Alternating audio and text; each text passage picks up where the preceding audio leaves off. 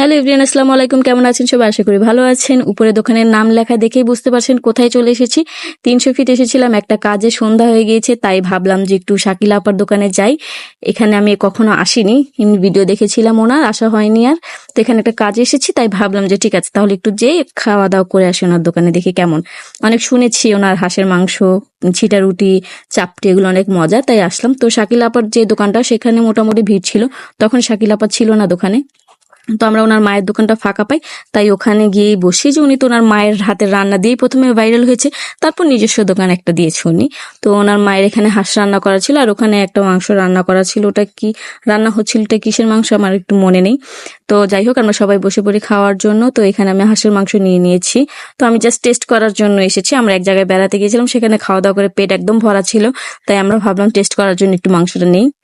তারপর এখানে রুমালি রুটিটা, এত বড় রুটি দেখে আপু একটু দুষ্টুমি করছিল, আমি ভিডিও করছিলাম। তো আমি এখন একটু টেস্ট করছি চাপটি দিয়ে।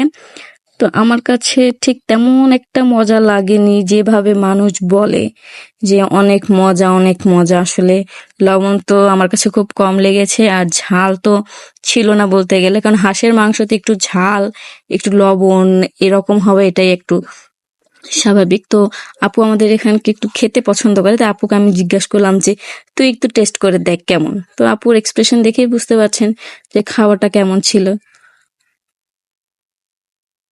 তো খেয়ে মজা পাইনি সেরকম একটা। তারপর আপুকে বললাম একটা মাংসতে একটা বাইট দিয়ে দেখ কেমন লাগে খেতে। তো হাঁসের মাংসটা শক্ত ছিল না তেমন একটা, নরমই ছিল, কিন্তু খেতে তেমন মজা লাগেনি। তো জানি না কেন এমন হলো আজকে। তো সবারটা দেখেছিলাম যে না, সবাই অনেক খেয়ে অনেক প্রশংসা করেছিল, তো আমি খেয়ে প্রশংসা করতে পারলাম না। তো ওনার মায়ের দোকান থেকে খাওয়া দাওয়া শেষ করে বের হয়ে তারপর দেখি যে শাকিল আপা ওনার দোকানে ছিল, উনি মোবাইল টিপছিল। তো আমি দূর থেকে ওনাকে ভিডিও করছিলাম। তারপর খাওয়া দাওয়া শেষ করে আমরা এখানে এসে একটু ছবি তুললাম। তো আজকের ভিডিও এই পর্যন্তই।